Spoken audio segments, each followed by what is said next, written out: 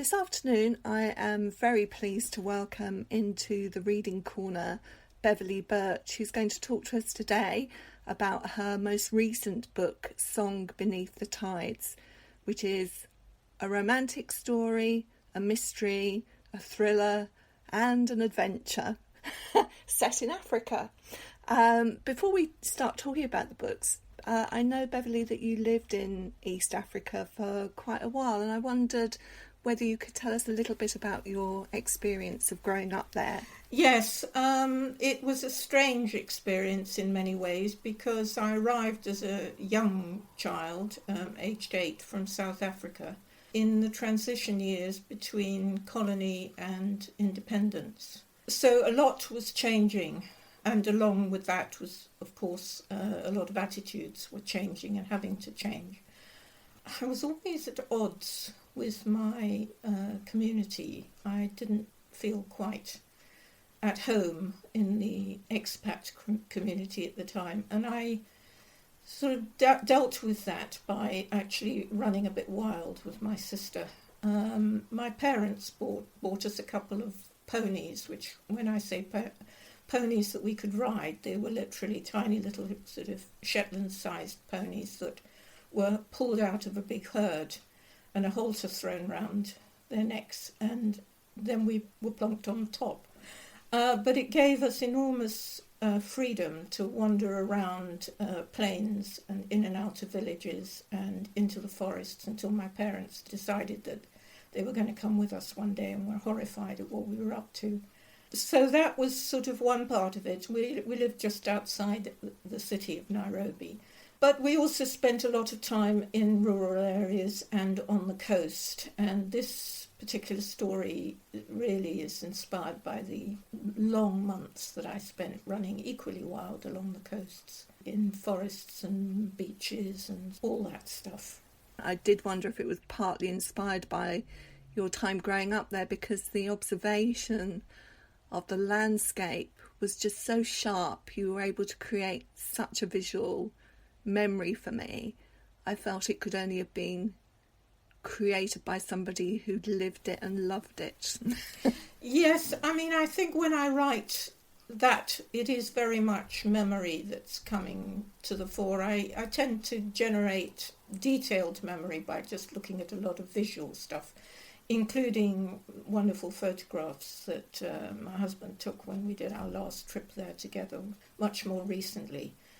But when I start writing, it's in my senses, and I'm there again, and particular memories are incredibly poignant to me, particularly my first experience in those ancient ruins, things like that. I can remember that, as though it's happening to me. And I think, if I'm really truthful, I think that's probably the strongest influence on my writing from all the various things that have contributed to the way I write. I think it's probably 18, 19 years growing up there, and that incredibly intense quality of light and landscape and tremendously vibrant colours and variety and just wildlife that has made me very aware and sensitive to it. So I tend to bring in place as character, I think, in most of my books. I sort of have to beat the place down as being something of equal significance with the human characters. That's really interesting. You certainly made me yearn to see it for myself just through your writing. It was beautiful. But perhaps we should talk a little bit about the book and set it up for the listeners in case they haven't read it yet. So it's called Song Beneath the Tides. Can you lead us into talking about the story? Yes, well, I didn't intend it to be told from a number of points of view. I originally intended it to be told just from the point of view of Ali, who is the first character we meet. Now, she's an English girl going out to a fictitious African country. It's based on basically Kenya and Tanzania and a little bit of Uganda and even odd bits of Mozambique and so forth. But it's fictitious. It's essentially its qualities are any of the places that are on the eastern coast of Africa. She's going there for the first time to visit her Aunt Carol, who has been there for a few years and has been working as a doctor, learning, I don't actually say it, but in my head she was learning about tropical diseases, and she's moved to a hospital on the coast, so she invites Ali and her brothers. Ali just sort of thinks of it the way she's seen it on telly and in posters, and she's very, very excited, dreaming of a very beautiful place, but she hasn't really thought about the place at all. And on the very first day she meets Layli, who is an eager, very inquisitive boy from the local village, who likes practicing his English, and there is an immediate and overwhelming bond between them, which in a way is a love affair. It's more than that. It's a sort of meeting of minds and souls, is the way I see it. And he sweeps them with his best friend Huru. He sweeps them off into the life of his village. So that's Ali and her two brothers, Ben and Jack. Ben is younger, Jack is a 17, 18-year-old. I'm not terribly specific about that. And in the process of the relationship with Layli, Ali begins to see Africa from his point of view, and this great sort of door of understanding and awareness opens up. And so it's their story, it's what they're seeing, because Layli becomes a narrator in his own right. I suppose it's a coming of age, really, for the pair of them, a sort of cultural meeting of different perspectives and different understandings. And there's a mythic or certainly a legendary aspect to it. There's a memory, really, in terms of place, isn't there? And there's a sacred place in this story, which is the island. Can you tell us a little bit about that? It's inspired by a number of islands that exist along that seaboard, many of which have ancient ruins on them.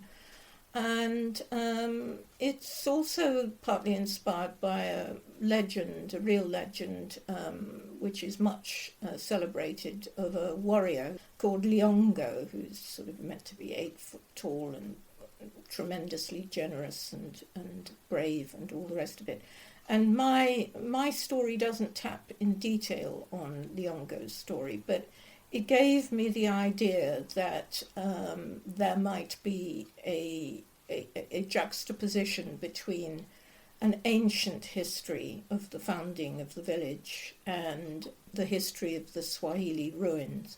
And I started to just sort of sift that idea through my head. I came across the Swahili ruins very early in my life in Kenya and was completely transfixed by them. And as soon as I could get hold of anything to read about them, I started reading and just read everything I could.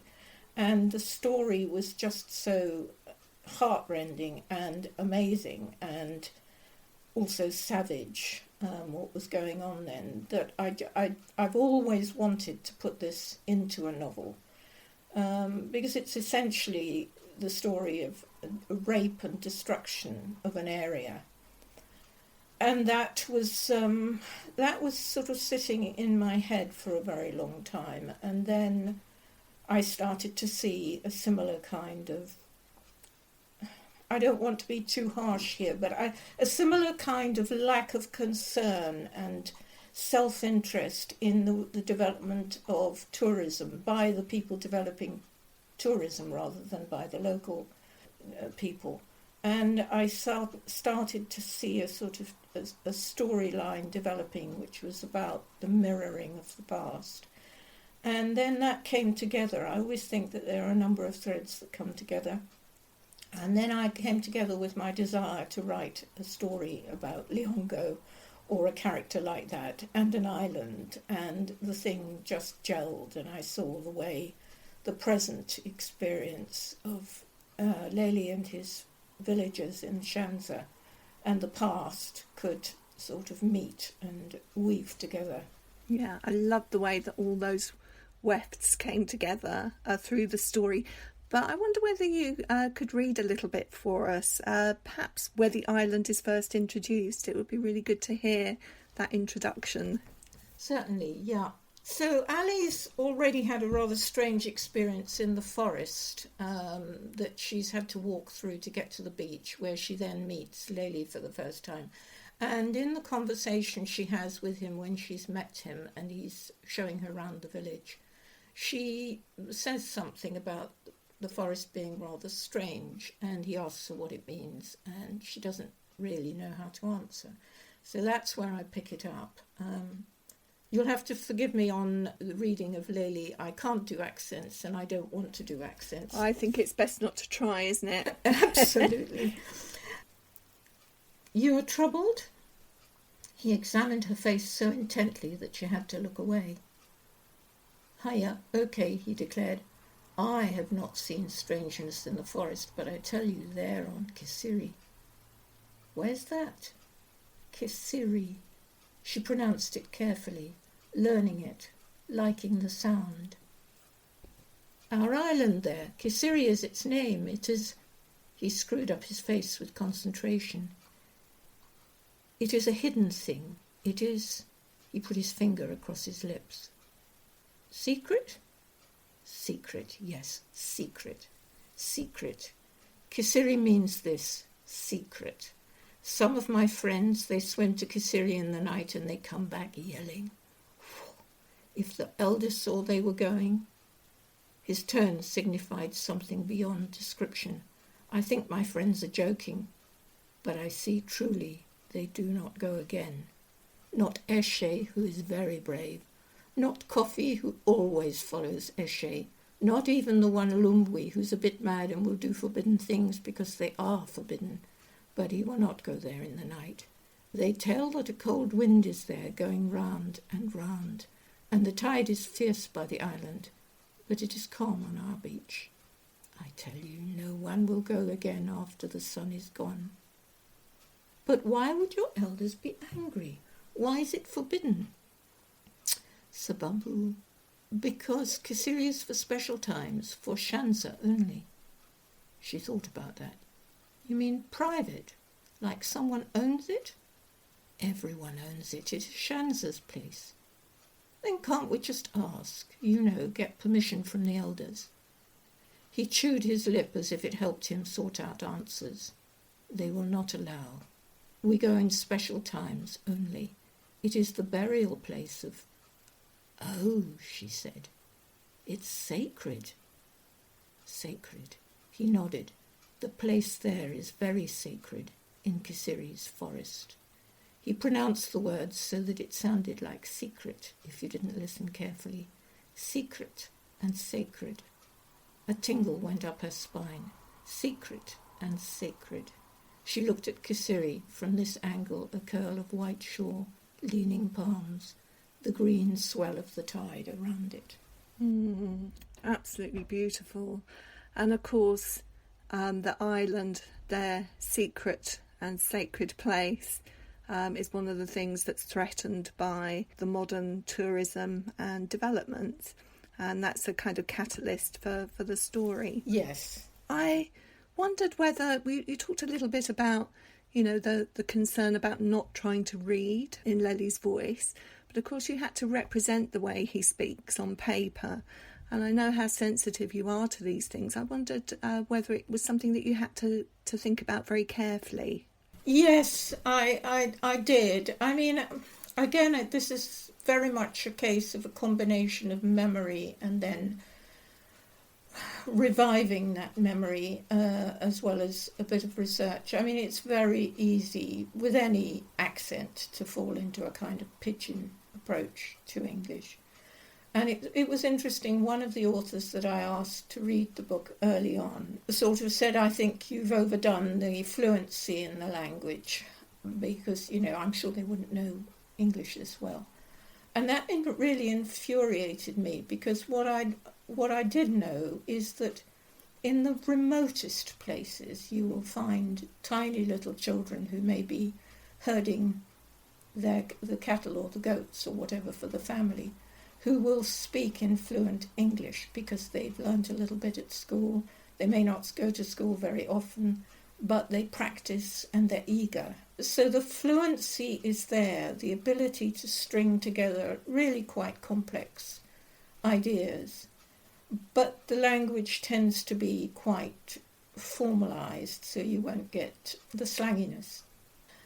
And I remember it very well, but I also have realised that it's very common, although the accents will change according to which part of Africa. I mean, a Nigerian child doesn't have the same accent, obviously, as an East African child. But the complexity of the language is there and the formality. And I've talked to a lot of children more recently here in England, or in the schools that I visit, particularly living in Brixton. There were a lot of children who'd come relatively recently fluent in languages, not necessarily with parents who were that fluent.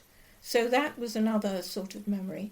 But equally, the whole thing was supplemented by an enormous amount of reading over many, many years of fiction written in English or translated into English by African writers right across the continent. I think I was probably the very earliest fan of the Heinemann African Writers series. So the moment the stuff was coming out in translation, I was reading it.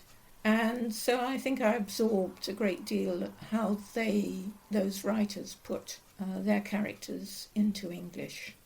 And the combination, I think, gave me a degree of confidence.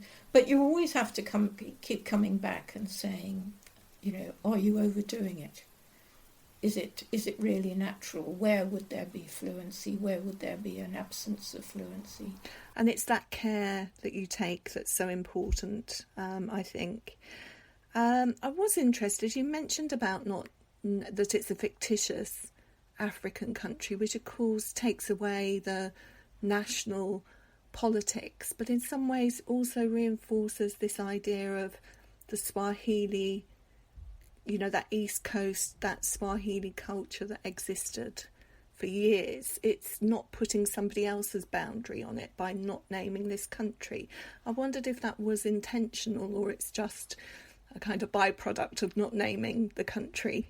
No, I deliberately wanted to free myself from, put it this way, I wanted verisimilitude and authenticity. I didn't want to be bedeviled by accuracy in terms of real events or real thoughts which come into the story, or real cities, and equally by the necessity to bring in actual other peoples, because obviously there's still a tremendously varied population in a place like Kenya with different traditions and different ethnic languages, even though they share the language of Swahili and they share the language of English as national languages. They have their own. And I didn't want to get involved with all of that complexity.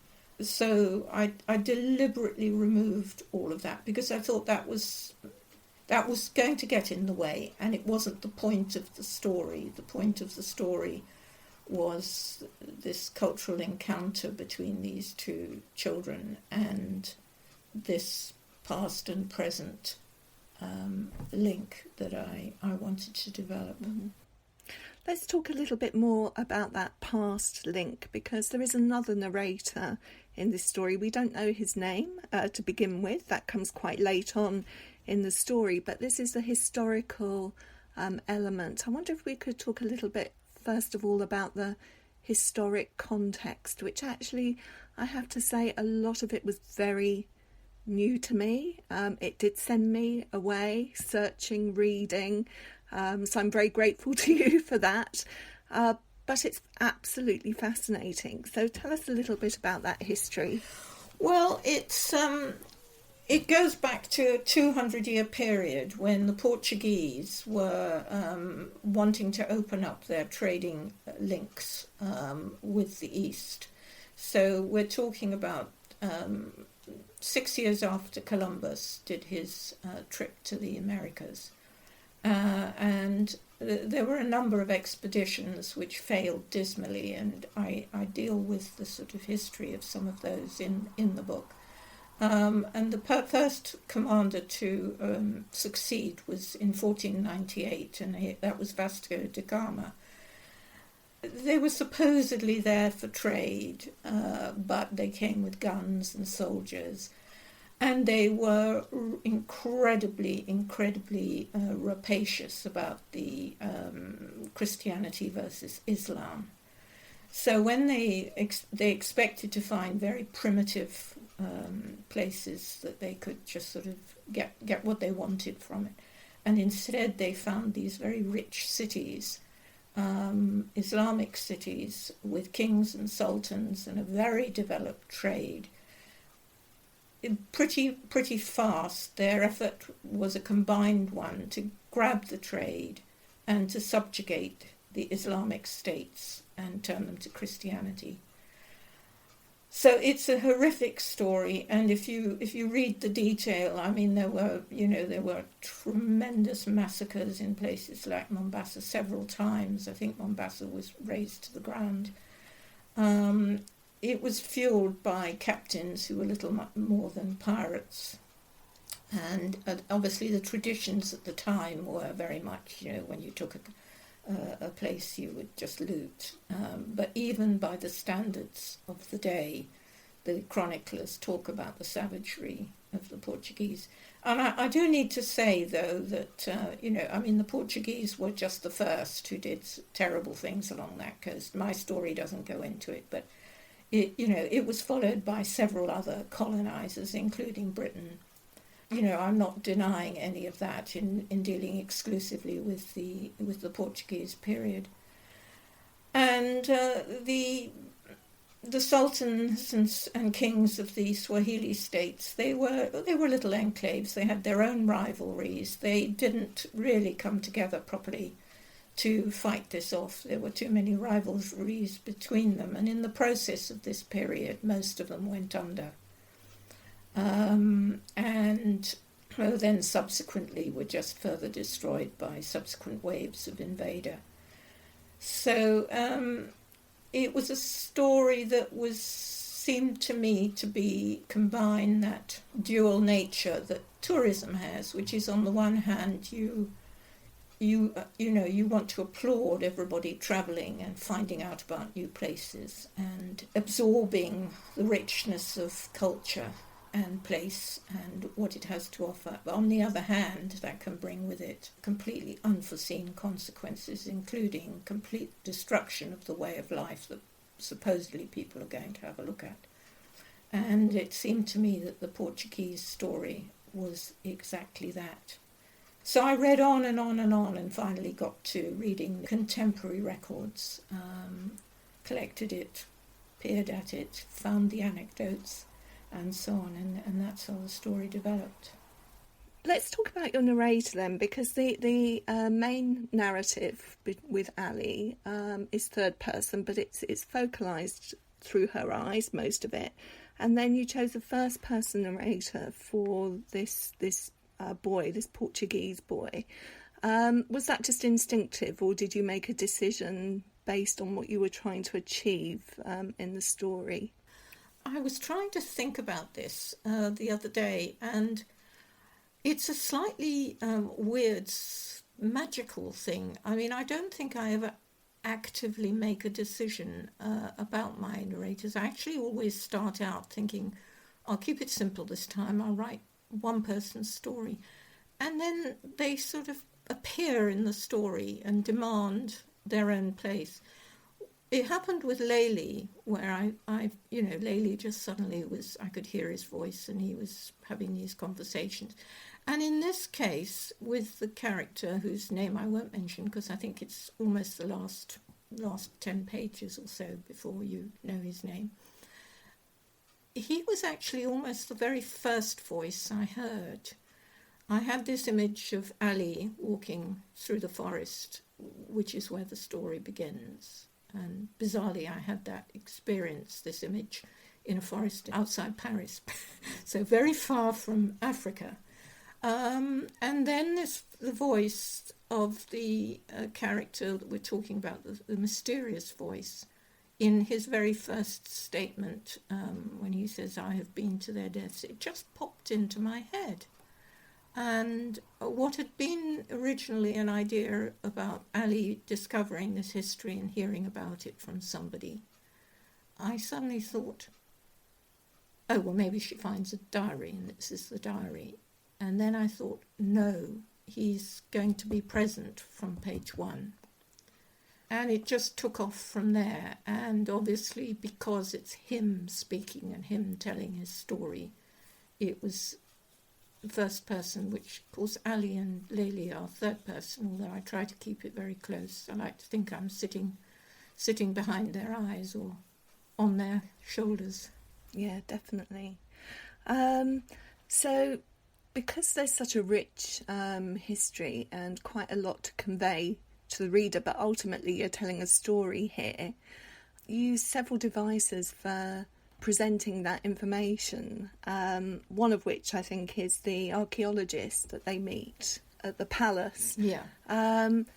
Again, I just wanted to ask you, were you aware that you had to weave this exposition into the story without labouring it, really? Yes, in fact, I underdid it originally. I mean, a lot of stuff got put into the book in the course of the wonderful, wonderful experience of being edited by my current editor, because the history was very familiar to me, and I had to keep having a pin stuck in me to say, no, your readers in England aren't going to know this, so explain more.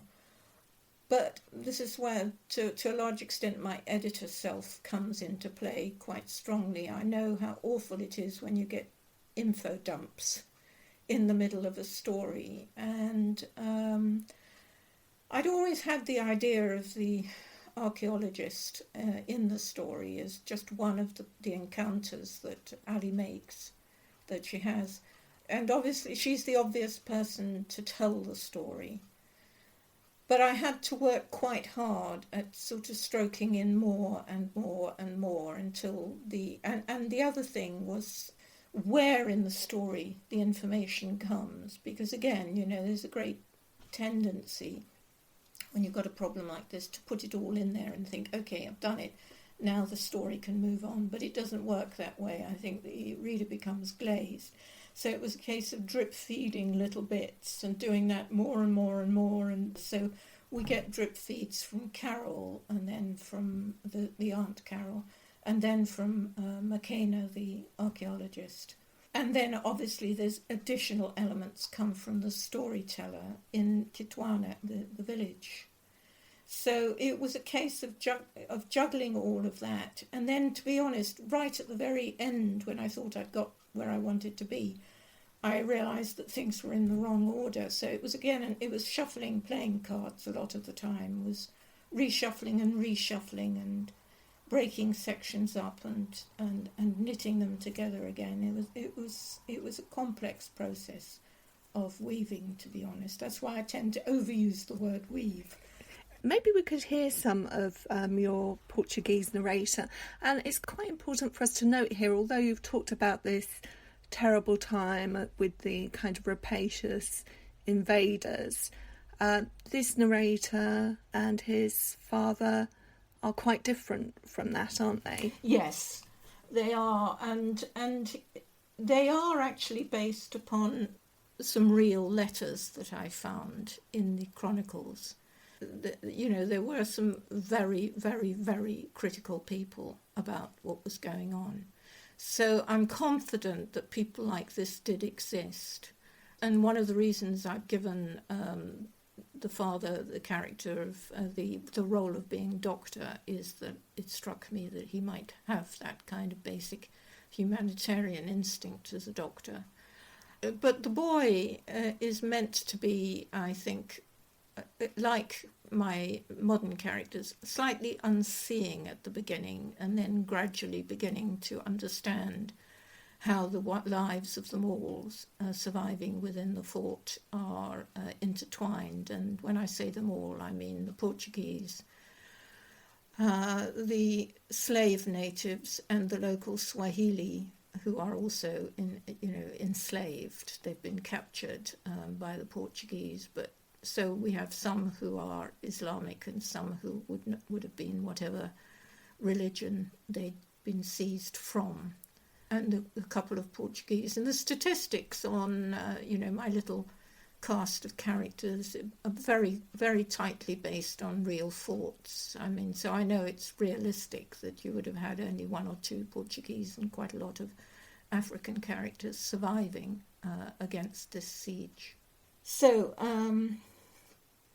why have I not died as others? 150 souls have perished here. Their spirits inhabit the tides that wash our shores and lick at the hulls of our ships. We've cut every name into the stones of the seaward bastions. 37 still cling to life, and our enemies circle, ever beyond range of our guns, birds of prey to pick our bones when sickness and starvation have triumphed, and they can slaughter anyone alive. They rake the island's shore with cannon fire if we try to reach our ships. My body burns. Such pain. Dreams stalk me. Horrors imprison me. I dream again that the poison takes Fernando and Teresa, that I see their deaths, these two who are father and mother to me since the fever took my father. Before the monsoon breaks, they will be lost. I wake and tremble that my dream is truth. I fall to my knees and beg my spirit to come. I cannot draw her face to me.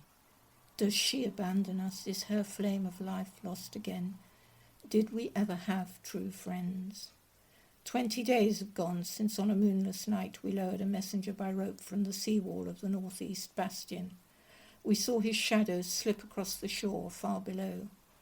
I imagined him entering the water, swimming the deep channel to the mainland, hiding from the craft of our enemy. I imagined him coming ashore in some distant place to seek help. The tides of the deep channel are fierce. That night a high wind was blowing, and the seas were restless. Did the waves take him? Did he perish? Or did he reach the mainland shore, yet abandon us? I cannot blame a man for fleeing the certain death of this dread island. And that section is from quite early on in the novel, at a time when he's certainly quite feverish. He recovers from that, and then the story continues.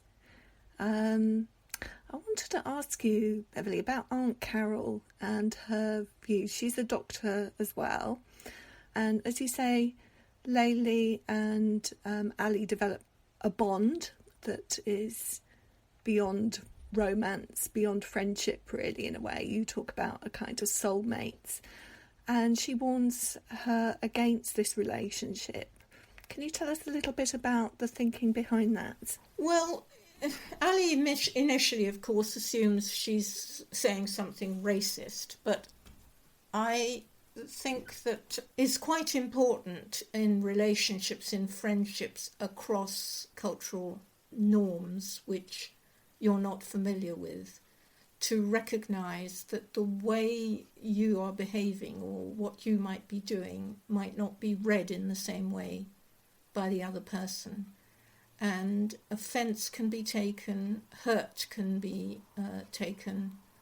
And I think also what Carol is trying to say is that you're getting very close to him, and probably she had a degree of anxiety about her sense of responsibility in loco parentis for this teenage girl who was getting far too wound up with a local boy, that she's going to have created a bond, and then she's going to swan away back to UK, back to her life, possibly leaving this boy in tatters, and not be able to continue that relationship, or indeed be there to help him if he comes a cropper with his mother, who's very hostile to this friendship, partly because she just thinks that he's beginning to move away from his own place, as she would see it. She recognises later she recognises her perception needs adjustment, But initially she's just suspicious of his interest in these visitors. There's also, the head man of the village and other elders who would be pretty disapproving of too close a relationship with somebody beyond the boundaries of the village. It's a traditional place. And I think it's that kind of awareness that Carol is talking about, and not dealing with it very well. I mean, she doesn't quite know how to express it. And I think I give a teasing sort of suggestion that she's been there before in one of the remarks I make. So it's about reading somebody who is not of your immediate culture and understanding that what they are seeing and taking from what you do and say and think may not be what you think they're taking, and being aware of that. Beverley, I know that as well as being a writer, that you have been a publisher and an editor as well. And I was really interested in that, being on both sides of the fence. I wondered whether, first of all, the editing, whether you've learned anything from the writers that you've worked with that have fed into your writing.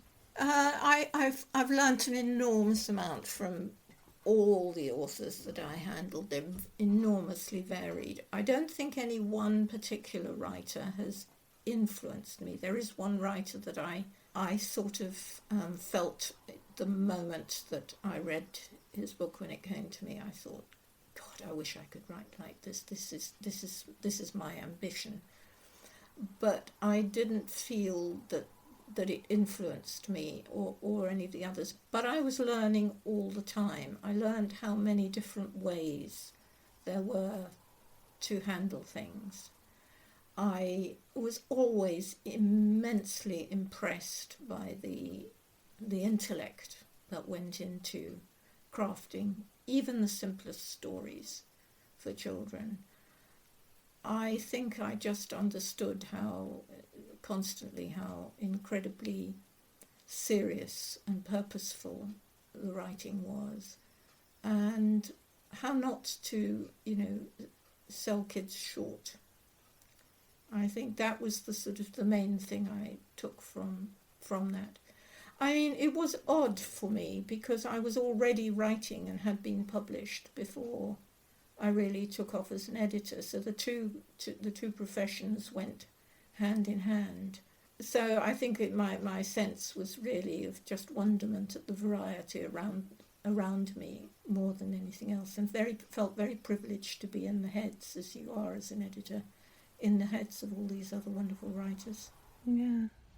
I wondered, going the other way from writer back to editor, whether that is always a helpful process or whether it sometimes gets in the way of editing somebody else's work if you are a writer.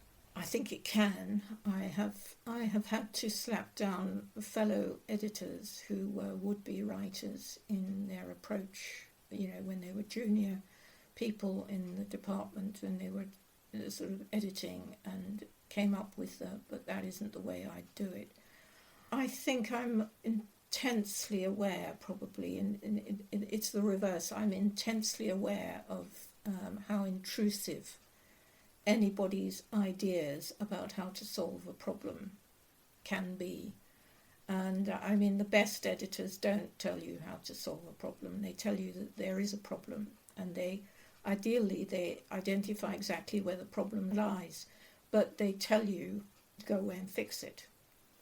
They might have the odd suggestion of something that you need to look at, but the editor who is full of insistence about the way things ought to go. And I have to say, this book had that history in the past. I was told to do all kinds of things, and first time in my life I've been so incredibly obstinate because I just knew it was wrong.